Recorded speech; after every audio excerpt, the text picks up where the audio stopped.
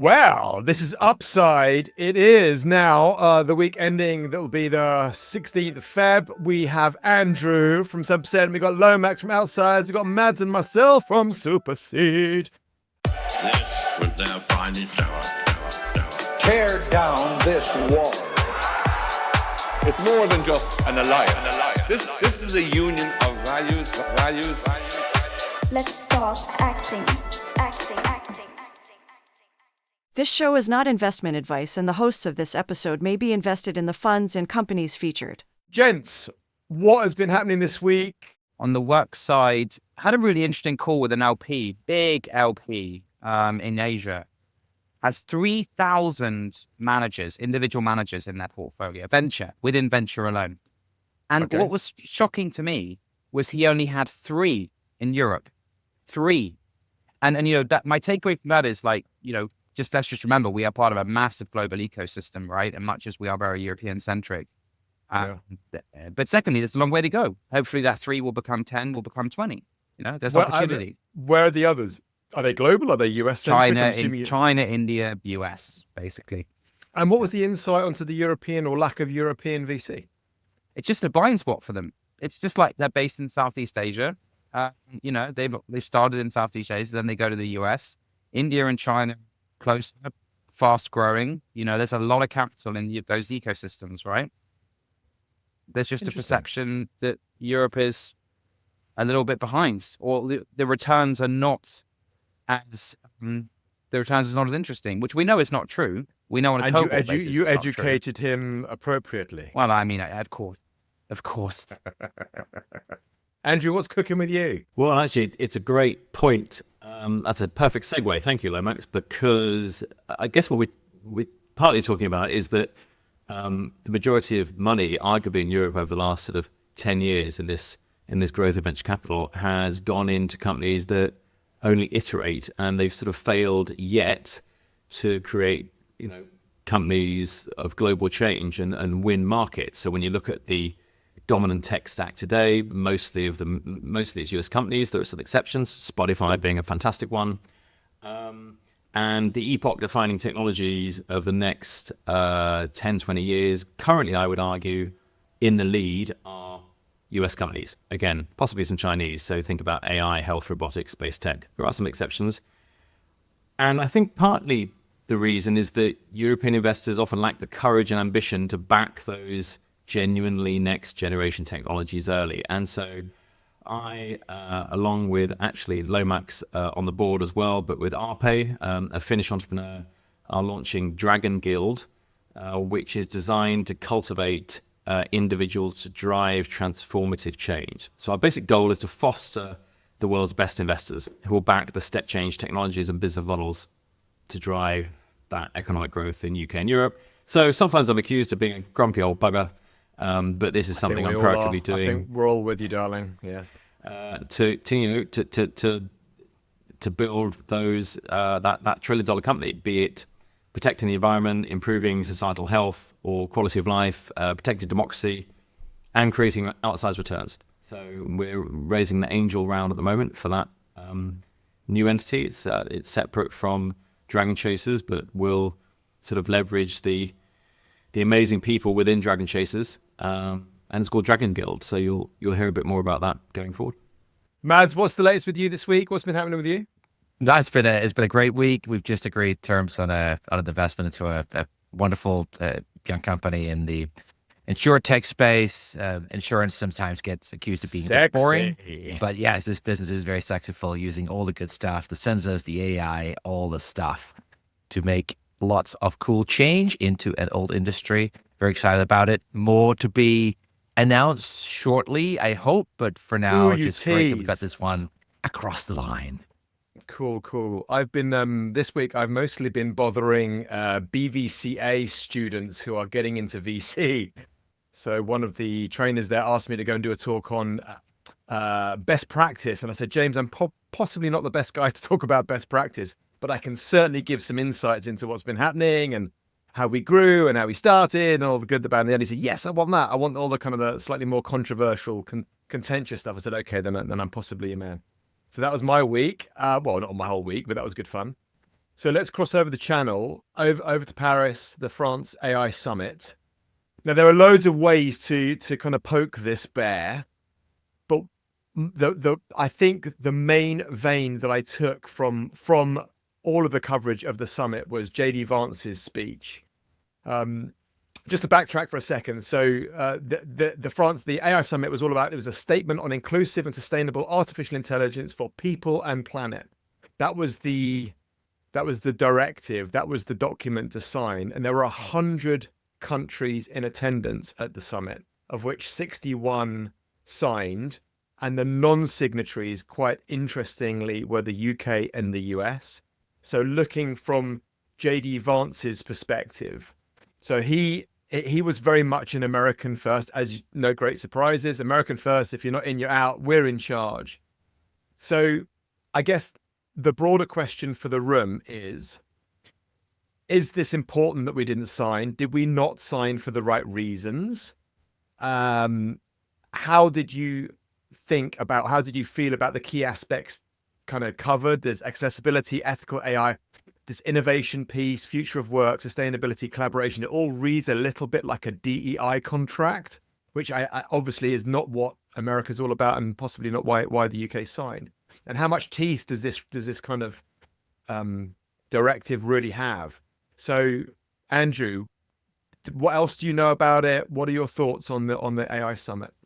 First is it's poke the rooster, isn't it? French national animal, not the bear. But go for it. I think it was a smart move on the UK government's part. It's easy diplomatic win with the US.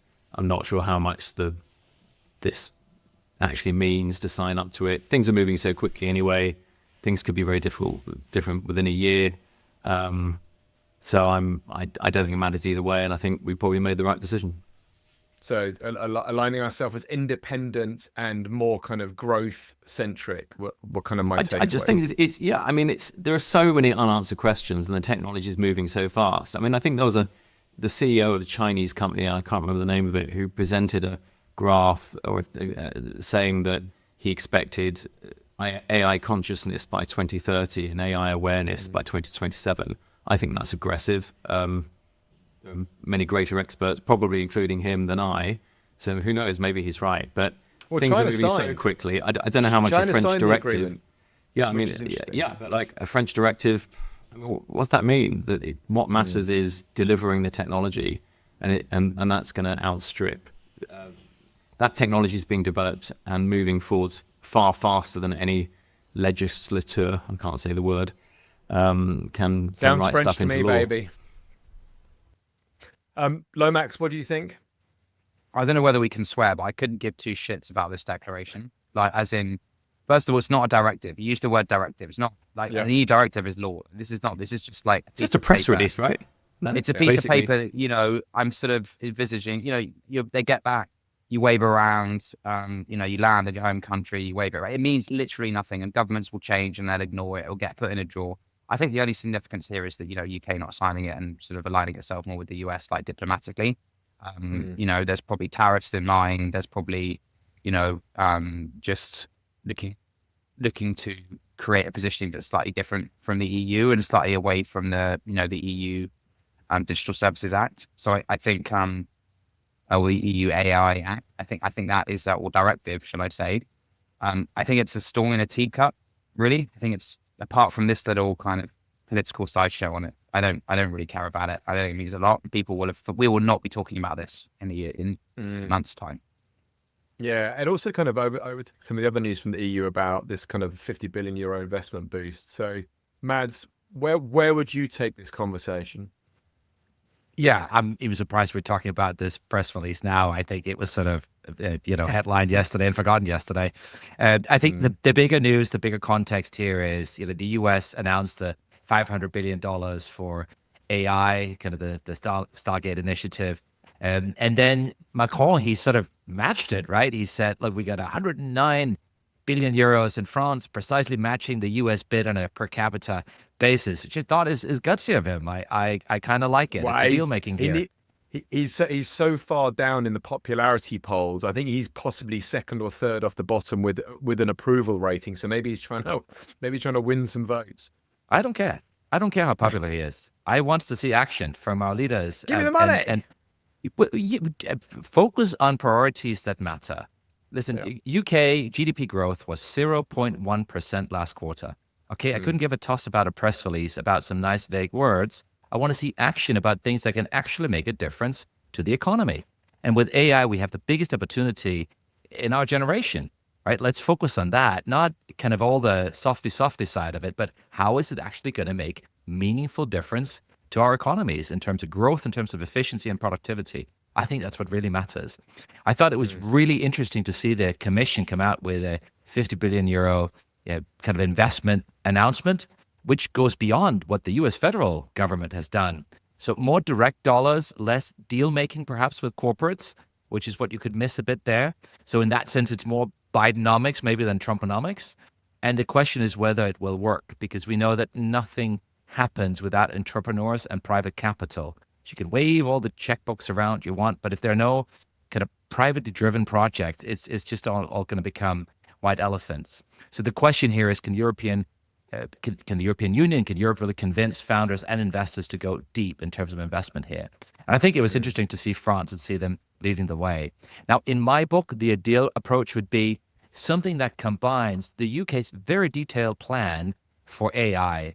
I think, Lomax, you often ask for the plan. I actually thought the UK did some great work developing a detailed plan. But what we then need is we need money and action and targets and goals. And I think the EU's fiscal injection of capital to prime the pump is great. And then I think the US approach to deal making and really strike deals with private business to help attract the private capital and get the entrepreneurs going is essential. So something that combines those three approaches, in my book, would be the ideal. And I'm sort of waiting for somebody to come with that. But can it come from Europe? That would be great. And maybe France can lead the way here. Well, let's stay in France. Let's go Le Chat from Mistral. I'm sure I've said that wrong. Très bon. Can't use the wrong tense. So, Mads, this doesn't look like a massive game-changing device. What I've taken away is this is based on the fact that it's a faster way of getting results from an LM. Is it a bit too late? They've based a lot of their content from the Journo AFP, so the partnership they have with the AFP. It's GDPR limited, perhaps, because it's in the EU, lacks that brand value and reach. And many of the users are complaining that it's quite boring to use as an LLM. So, Mads, maybe you can kick off with how you see Le Chat as this new product from Mistral in France. Dan's just alienated all our French users. But... I know. Let me just upset everyone. It was with love and relish. I know.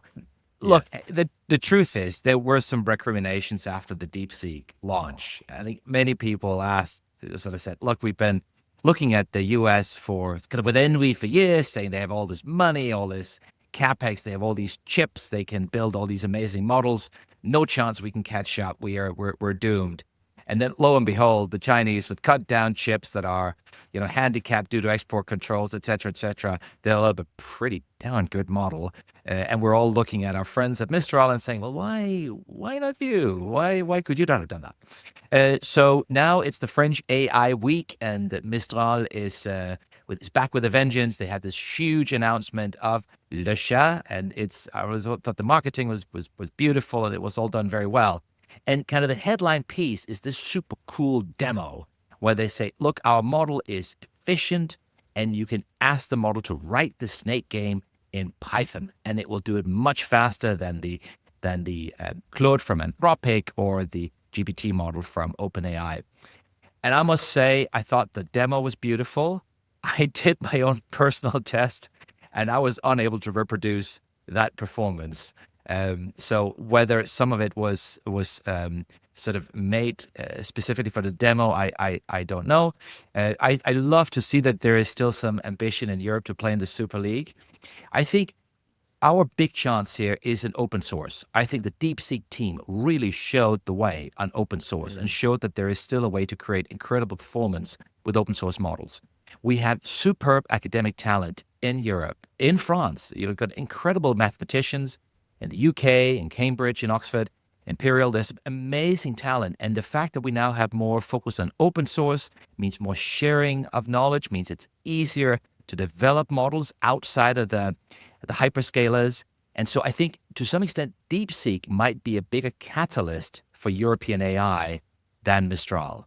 I think Mistral is still important. It's important because European founders need to know that there is a way to start, build, and raise and scale here. And so if there's any takeaway, I'd say I'd love that they're in the game. I love that they're giving a good kick, and hopefully they can make some hay here while the sun shines. The open source angle, the whole DeepSeek push into open source, I think, Mads, as you were saying, made it feel to me like this has put Europe back in the game. But Andrew, does this matter? Should we be focusing on foundationals in Europe? What's your take? I asked ChatGPT what it thought of Le Chat, and it thought it was a French cartoon. So then I educated it what it was. And then it came back and said, well, speed isn't everything. And it said, if you need nuanced explanations and research or complex problem solving, that I should speak to it. So that's the American perspective. As in, I'm with Lomax on this. ChatGPT, not Le Chat. Is that what it was saying? Yeah, it didn't. Yeah, it didn't really care for its competitor very much. It's all a bit iterative, isn't it? It sort of reminds me of the. It reminds me of that Internet Explorer meme. Do you remember the browser lineup? And then you had, it was we're Internet Explorers, and then we're search engines, and then Internet Explorer going, I'm a search engine. It reminds me of that meme. That kind of the European is the one on the far right. And who knows what Mistral's got? I don't know what they're doing in their R&D lab. Who knows? So I'm speaking from a position of ignorance, but I do think that if you're going to announce something, make sure it's impressive and not interesting. Yeah, fair. Again, my point. I suppose my point is that none of this is bad. This is all good stuff. It's just like I wish, just it would be nice. Just having thought about it, it's like it would be nice if we had more going on here. Like more money, more projects, more people working on it. I'm sure this is good. I mean, 2 weeks ago we thought Mistral was a failed project and was going to be sold for for parts. So this is great. Mads, I want you to imagine I have designed and created this beautiful sting intro to AI Corner. And I would love for you, because we talk about AI a lot. So I think we should do a segment of the kind of the broader AI stuff that's cooking in the world. And I know you think about this a lot. So what's some of the broader picture? What's some of the other aspects that are going on in AI right now? Yeah, just a bit of news from the other side of the Atlantic. Some of the frontier labs. Whether we think they're important or not, I certainly think they are, and I follow it quite closely. And Sam Altman has been out this week saying that there's news around GPT 4.5. It's on the way, and we're expecting it within the next weeks to months, so kind of call it 4 to 8 weeks. He's saying it's going to be the last non-chain of thought model, and everything will be reasoning, which is interesting. So huge paradigm shift coming at GPT-5, which will be the model after that, which he expects to be a true omni-model that can do it all. And I'm not surprised, because if anybody is using ChatGPT recently, you'll know that there is this delightful model picker today, which allows you to pick 4.0, 01, 03 mini, 03 mini high, the pro version, the older version. With reasoning. I don't know what's whoever came up with that product conventioning is I think just needs some basic brand architecture training, because it's absolutely confusing. And so he's saying they're going to try and put a stop to all of that. They want a true omni model that can do it all. In parallel, Elon Musk has been out disclosing that they are very close to releasing Grok 3. And now people will remember the XAI Colossus data center, kind of this 100,000 GPU cluster that was built at record time last year. And since then, the XAI team has been busy developing Grok 3, and it promises to be a really exceptional model. And I'd say personally, I can't wait to get my hands on it and test it out when it's released here in a few weeks' time.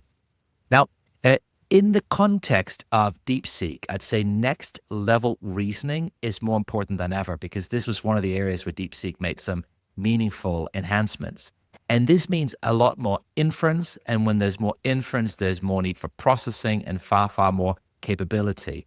So, from my perspective, look, we're only a month and a bit into 2025, but it sure promises to be a great year for innovation. I'm actually really, really excited by some of the things we're seeing.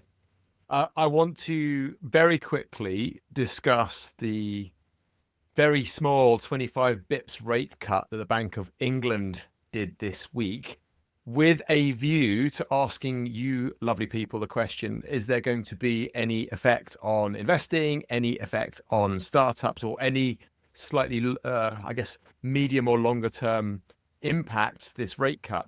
Now, from what I've read, we're hopefully expecting another couple of rate cuts, but we have this stagflation potential challenge. Unemployment looks like it's possibly going to go up. Inflation is going up. Growth predicted in the UK this year has been halved to 0.75%. Fixed rate mortgage holders are paying more, even though the base rate has been dropped. So there are definitely aspects here that I think are going to affect the startup and investment community. Mads, where would you take this one? I would say that the announcement that the UK economy grew by 0.1% in Q4 tells us everything we need to know when we know that that's celebrated as a good achievement. It's, we got four. It wasn't a recession, baby. It wasn't backwards. Right? We've got four entwined challenges. We've got inflation that's sticky. We got a fiscal deficit that means no room to maneuver for the government. We've got low growth, and we got creaking public services. And it's quite dire when you think about that. You sort of talk about stagflation, which is not something anybody wants to return to. But so I'd say on the flip side of that, the question is there a way to address all of these things with one unified strategy? And I think the starting point of that is the UK's new AI strategy, because with AI, we have the most powerful tool for automation and creating efficiency we've had in our lifetime. And it's right there, in our fingertips, at our feet, ready to use. And the thing we've seen is the government now be ready to, I think Andrew made the point earlier, not just talk about and look at AI as something to give grants to, but actually look at the government as an early customer of these technologies, having a clear program to adopt them, to use them, to scale them. And I think big credit to Matt Clifford for developing that as part of the AI strategy. The UK government is now focused on doing that. The thing I'm still missing is a kind of some real numbers around the strategy. So if we talk about using AI to create better public services and more efficiency, what do the numbers look like? Where are the efficiency gains going to come? Where are we going to save money?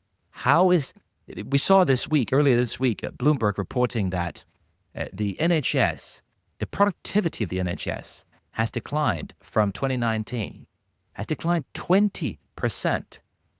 Okay, so on one hand, we have this incredibly powerful technology available, and at the same time, productivity is not only stagnating, it's going backwards. And it's bonkers. And it means we have these public services that clearly are creaking. We have, as we know, people working there that are busting their guts to try and deliver. But because we have allowed things to atrophy with inefficient technologies and inefficient processes and systems, we are just not delivering the kind of support and service we need. So I think there is a unique opportunity here to implement next-gen technologies, to use AI, to drive efficiency. And what I would love the government to do is to put real numbers of that. Where are the efficiencies going to be? How are we going to save money, and where? And over what period of time? And then use that to do a number of things. First of all, to improve the level of service, because we need that, but also to create fiscal room for tax cuts. We talked about the tax burden we have. It's too high. Things I would advocate right away to reverse the national insurance for employers increase that we know is impacting jobs, and to reduce VAT, because that could help address inflation. Those two initiatives would cost money, but I think we can more than make up for that through investment in efficiency in public services. So that would be my plea to the powers that be, is to take this very seriously and not just look at it as some things we're going to experiment with, but actually put real numbers and real targets around it. Well, Rachel listens, so we can speak directly to Mrs. Reeves. So get a handle on cost savings, cut taxes, invest and grow. I fear for the time and the inertia baked in there. But Lomax, where would you take this? Well, no, I think, we just to say, we talked about 0.1% GDP growth in the UK in Q4. But also interesting below that level, right, is the drip down to GDP per capita, right, in the individual level. That is actually going backwards. It's gone backwards now 2 quarters in a row. So you can talk about the GDP at the macro, at the high level, but if you talk about on a per capita basis, it's actually going backwards, right? So it makes it even more incumbent on the things that Mads was outlining, we've talked about before, for these initiatives to take hold and for people to start feeling this, change at the individual level. This is also, I think, why, you talk to there's a general moroseness about people when you chat to them about the UK at the individual level, because literally we are going backwards. The data now shows that. The rate cuts are good. We've now gone, I think 0.25% cuts or 25 basis point cuts. I think that's great. What does that mean for us in tech? I think the trickle through takes time, right? The less money you earn from interest, the more this triggers a kind of slow rotation potentially into the equities rather than debt, which would include private markets, which would include us, but that takes a long time to trickle through. So there's no real immediate trickle through on the kind of investment lens. One thing, I totally agree with Mads. I think Mads is being a bit optimistic on the impact of AI on government and the total government spend. You look at a lot of that government budget, and maybe this is something we could talk about another time. It's like a lot of that, I don't know, 200 billion, is going on pensions and benefits and things like that, right? The government spending just over $1 billion a year. That's a policy decision. That's not a trillion. Sorry, Mads. A trillion. What's a trillion? Sorry. Yeah. Government spend just over $1 trillion a year, but they're spending a quarter of that on benefits and pensions, right? So it's like we're not automate those payments. We can maybe automate the way you deliver those payments, but that's just, it's gonna, there's some absolute things in the budget that you can't just automate. So I feel like Mads is right. This is great. My question is, the government, is it, the civil service, is it a great adopter of AI? Well, that will take time, and B, is the impact might actually sadly be smaller than you would hope. One other point that I've just been reflecting on, and this is maybe me getting out of my wheelhouse, but is such in the context of inflationary, is like the government has announced a lot of infrastructure spending. And if you go through all of the infrastructure the government want to build, the new houses, the reservoirs, the runways, the data centers, etc. I was doing some maths and actually getting ChatGPT to help me out. This is like 500 billion of spending. Not now, but like in the next few years, right? If all these projects want to, and actually that could be hugely inflationary in itself, right? If there's not enough slack in the economy, that's a very interesting kind of thing to think about, which is like, actually, we need to,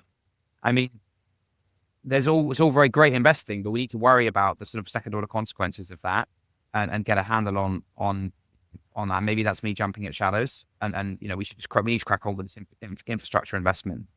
But you don't want to see inflation going up and then rates going up again to counter that. That's why we need to create efficiency to free up resources elsewhere. Well, there you go. Back circular, baby, circular. Yeah.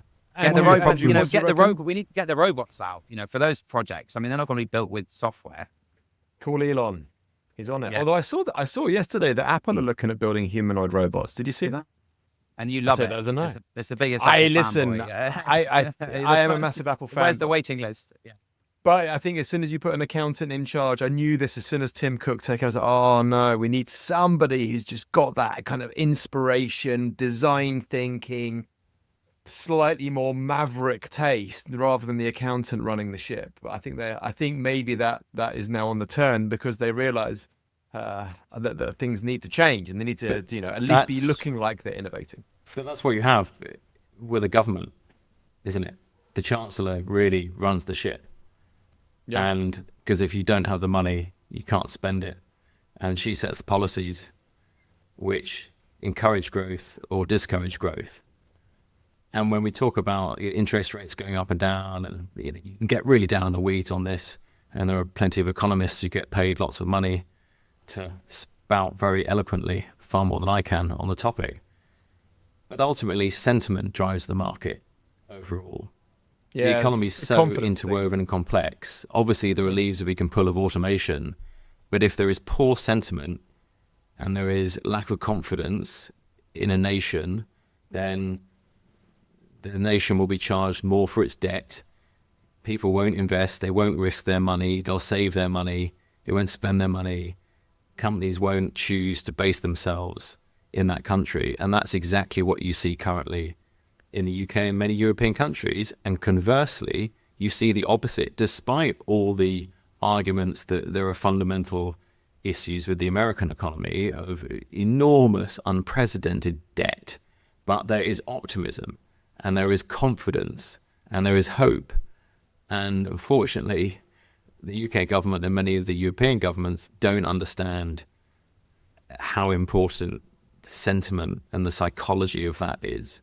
And so when you can say growth as many times as you want, but then if your policies don't match your rhetoric and actually worse, they contradict, nobody believes you. And that's why I think you're seeing interest rates going up. That's why you're seeing the cost of borrowing going up. That's why you're seeing companies not invest. It's actually a very simple thing to change. What do we do? And that is exactly right. And that's why I think it's so important and would be so powerful to say, let's set some real objectives around efficiency. Lomax, to your point, we've had the NHS go backwards. Over 6 years, productivity has declined 20%. It's not beyond the wit of man that you could imagine using tech to get productivity just back to where it was 5-6 years ago, right? And literally with that alone, you would free up tens of billions of pounds that either could be reinvested elsewhere or freed up for the kind of tax cuts we need.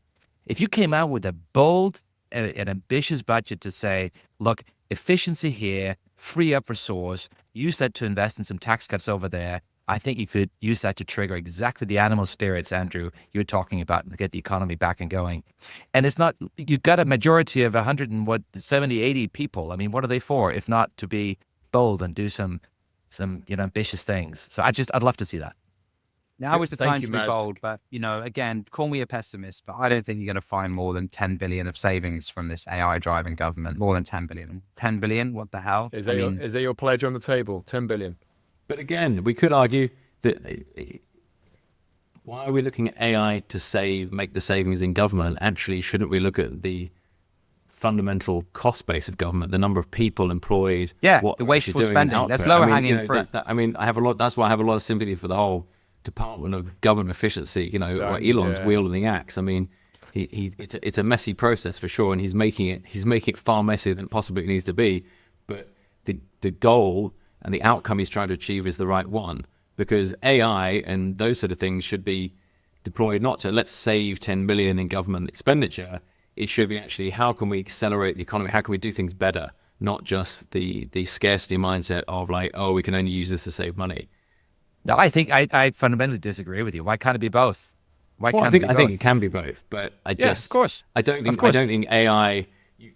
You can't AI on its own without changes in how the civil service operate. To Lomax's point, is not going to move the needle. Of course not. Because people As can involved lose anywhere. their jobs. Like Look, the either private you're sec- reducing the expenditure on a department or you're not, because you're using AI. So what you're really saying is reduce headcount, and that's not what I'm hearing. I'm hearing let's use AI to make things more efficient, but you're not actually talking about fundamentally cutting the budget. No, I've not heard- you're applying selective hearing, because that is exactly what I'm saying. I'm saying let's get a proper budget in place with real numbers. Not you, the government. Yeah, and that's what I'm saying. That's the one thing we're missing from all the plans, because I think they've talked a lot about the right things, but the one thing they haven't talked about is where's that efficiency going to materialize in real numbers, in real pounds saved, because without that, it's all a bit meaningless. I want to talk about something very non-topical, but I thought it was quite interesting. So a report came out this week from Microsoft and Carnegie Mellon, which was called The Impact of Gen AI on Critical Thinking. And it really caught my eye, and I thought it was a really interesting research report. Now, what they've done is they've spoken to 319 knowledge workers over 936 different tasks that they were doing within their businesses, or whatever they were doing in their knowledge work using AI. And the inference was that we're losing critical thinking skills. AI is going to make us dumber. So I wanted to ask the room, do you believe this? Is this something that we should be mindful of, investing primarily in AI technologies?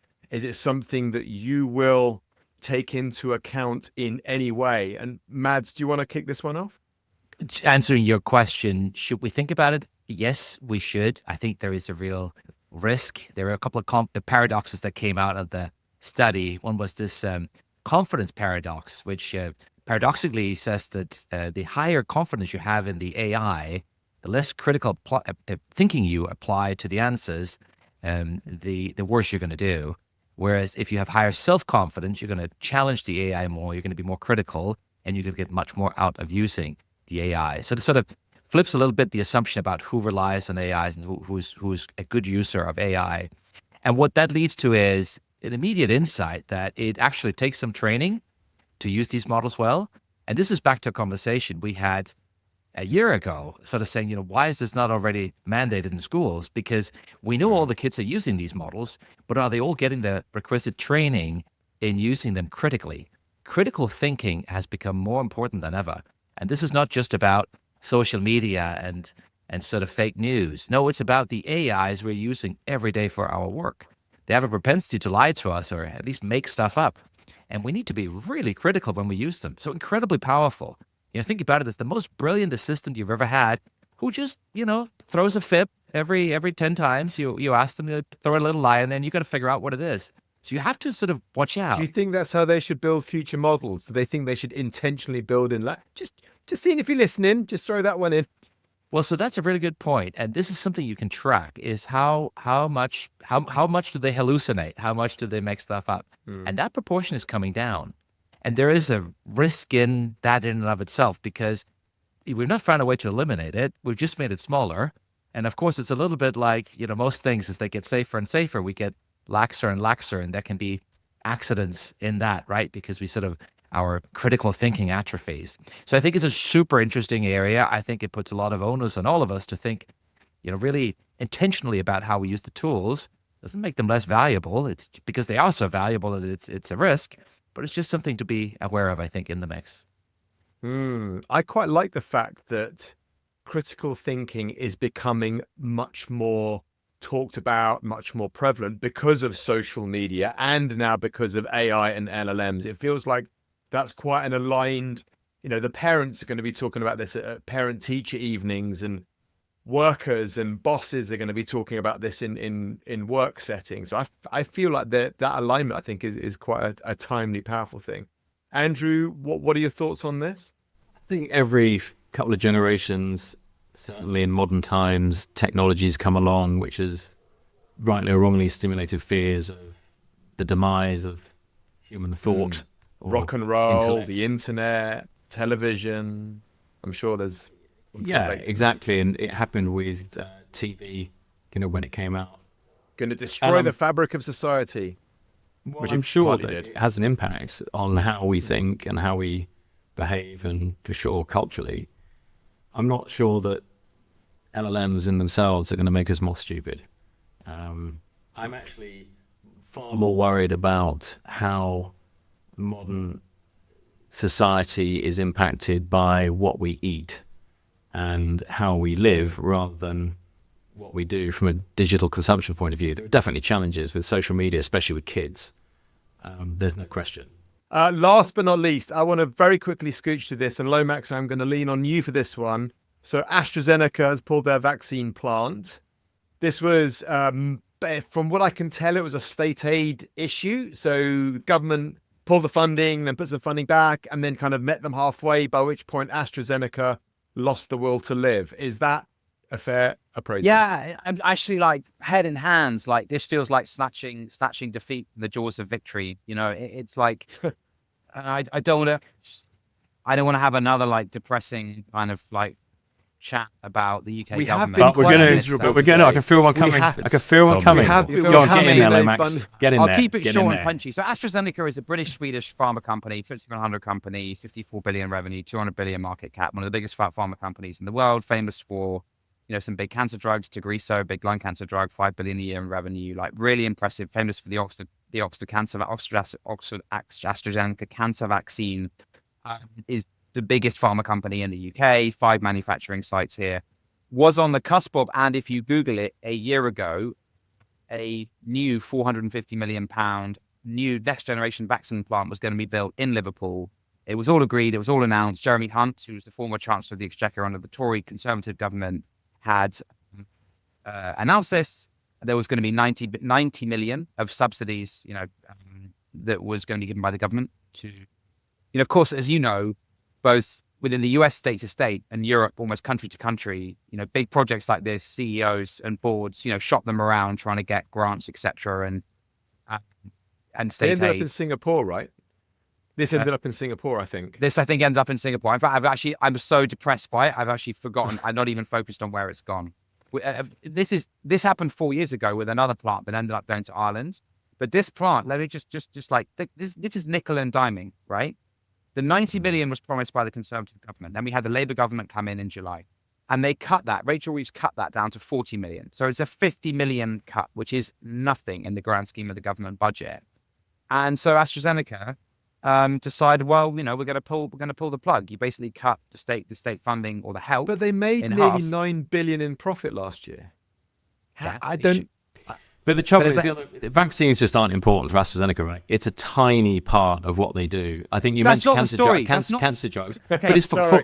This is going to be a quickie. story- wasn't it? Sorry. 40% of their profit comes from the cancer drugs, and nobody makes money from vaccines comparatively, right? No, fair enough. But that's not the point here. The point is like the government fumbled here, that the AstraZeneca team have pointed out that it was like a nightmare dealing with the people, incredibly slow, death by 1,000 cuts. Yes. The number got cut in half. We know that companies shop around the world trying to get the best deal. That's what they do, even if they are making 9 billion of profits. It's like, if you're an investor in AstraZeneca, you'd be happy about this, right?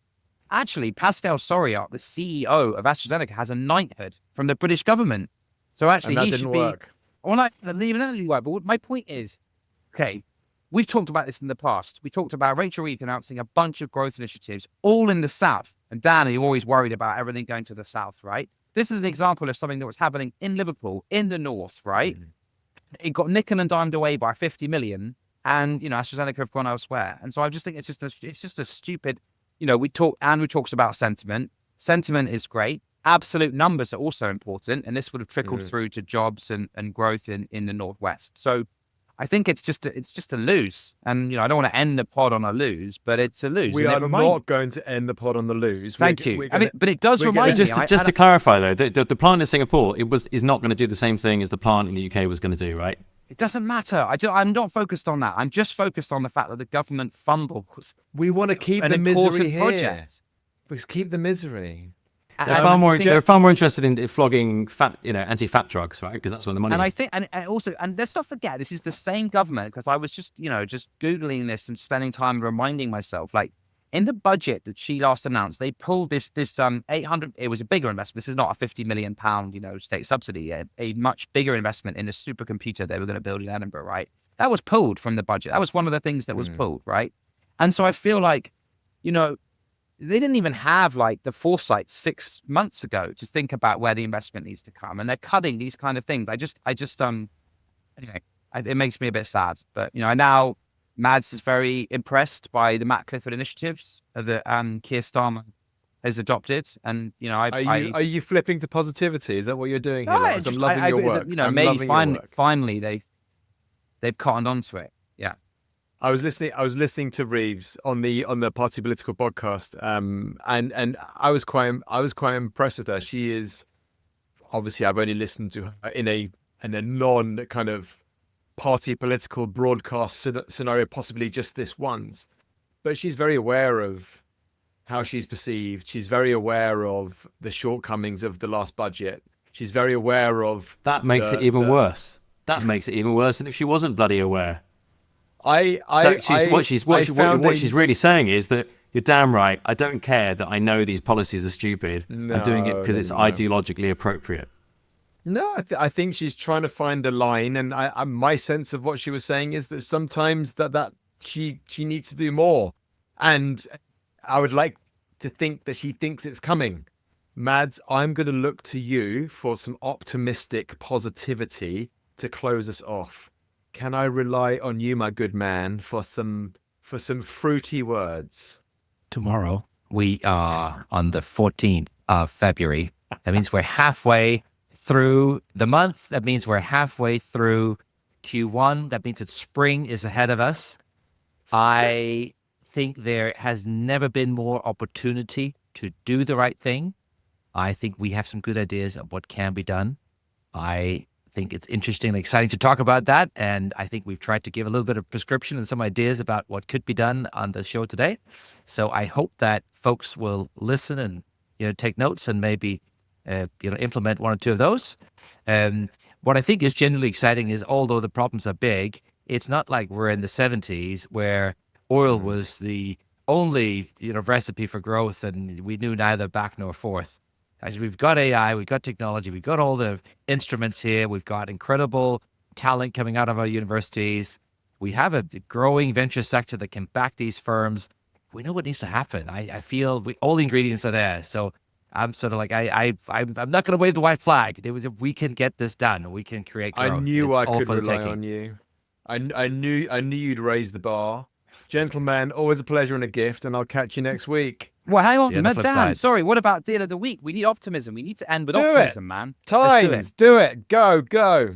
So I think, and we have a newly minted unicorn in Europe, Tynes, out of Ireland. Like It is great a news, it's a guys. lovely gig. We've actually It's a we've actually seen a number of mega rounds this year, and so 11 Labs and Neco Health. Here's another one. Here's a new unicorn. This is great to see. So this Go is Europe. 125 mil Series C Tynes, Irish Boston, Irish New York. I think Irish Boston, or very like Irish heritage company. I think they've now raised 285 million, which per what Mads and I often say, it takes about 300 million to mint a 300 million unicorn. to build So a they're pretty unicorn. much, they're pretty much on the money there. Again, we like to talk about micro, participants. So then Blossom Capital led the Series A. So massive hats off to them. We need another one of those funds that's kind of coming through the gears. So this is great to see. And then the other deal that caught my eye was a deal that actually we've known of for a long time that only just came out of stealth, Latent Labs, another talking about mafias before. That is a former scientist out of DeepMind, is working in tech bio, AI for drug discovery, and has just raised 50 million Series A from some good friends of ours, Kindred, Pillar, etc. So Loving their work. this is great.